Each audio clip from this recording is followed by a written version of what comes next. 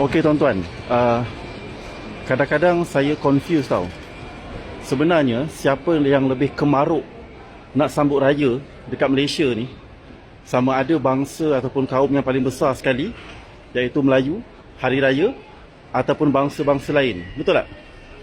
Sebab ramai yang komplain, apa lawa kita Melayu ni, raya lagi sebulan pun, Ramadan pertama dah buat macam-macam, beli baju raya lah, decorate apa semua kan. Ni saya tunjuk ni. Tengok tu tuan-tuan. Tengok ni. Siapa yang lebih kemaruk sebenarnya? At least kalau orang Melayu kemaruk nak sambut raya sekalipun tak apa. Malaysia ni majoritinya bangsa Melayu. Ni tengok ni.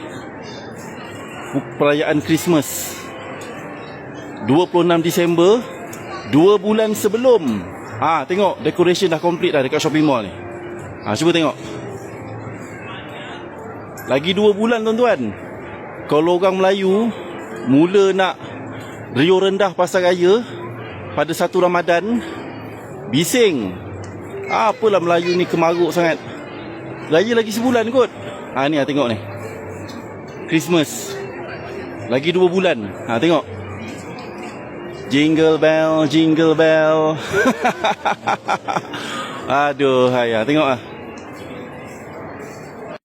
Sedangkan Christmas bukan perayaan utama ke Malaysia pun. Pelik.